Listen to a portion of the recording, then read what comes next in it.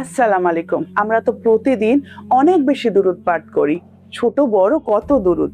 কিন্তু আপনি কি জানেন এমন একটি দুরূদ শরীফের কথা যা একবার পড়লে আমাদের ধর্মীয় গ্রন্থে সমস্ত দুরূদের সওয়াব একসাথে পাওয়া যায়? আজ আমি আপনাদের সেই বিশেষ আমলটির কথা বলবো। ভিডিওটি শেষ পর্যন্ত দেখার অনুরোধ রইল। আমাদের নবী করিম সাল্লাল্লাহু তাআলা আলাইহি ওয়াসাল্লামের উপর দুরূদ পড়ার ফজিলত অপরিসীম। কিন্তু সময়ের অভাবে হয়তো আমরা অনেক বড় দুরূদ পড়তে পারি না। অনেক উলামায় এমন একটি দুরূদের কথা বলেছেন যা অত্যন্ত সহজ, কিন্তু এর মর্যাদা অনেক বেশি। সেই দুরূদটি হলো আল্লাহুম্মা সাল্লি আলা মুহাম্মাদিন ফি আউয়ালি কালামিনা, আল্লাহুম্মা সাল্লি আলা মুহাম্মাদিন ফি আওসাতি কালামিনা, আল্লাহুম্মা সাল্লি আলা মুহাম্মাদিন ফি আখিরি কালামিনা।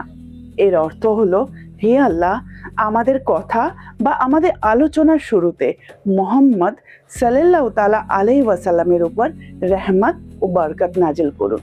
হে আল্লাহ, আমাদের আলোচনার মাঝেও মুহাম্মদ সাল্লাল্লাহু তাআলা আলাইহি ওয়াসাল্লামের উপর রহমত নাজিল করুন। এবং হে আল্লাহ, আমাদের আলোচনার শেষেও মুহাম্মদ সাল্লাল্লাহু তাআলা আলাইহি ওয়াসাল্লামের উপর রহমত ও বরকত নাজিল করুন। এই দুরূদটি আপনি যে কোনো সময় পড়তে পারেন। কেউ 100 বার পড়ে, কেউ 313 বার পড়ে, আবার কেউ 1000 বারও পড়ে। বিশেষ করে জুম্মার দিনে এই আমলটি করলে অনেক বেশি সওয়াব পাওয়া যায়। সব দুরূদ পড়ার সুযোগ না হলেও এই একটি দুরূদ পাঠ করলে আপনি সব দুরূদের সওয়াব পাওয়ার সৌভাগ্য লাভ করবেন ইনশাআল্লাহ। খুবই সহজ এই আমলটি, নিজে শিখুন এবং অন্যের সাথে শেয়ার করে দিন। আল্লাহ আমাদের সবাইকে নবীর প্রতি বেশি বেশি দুরূদ পড়ার তৌফিক দান করুক। আমিন।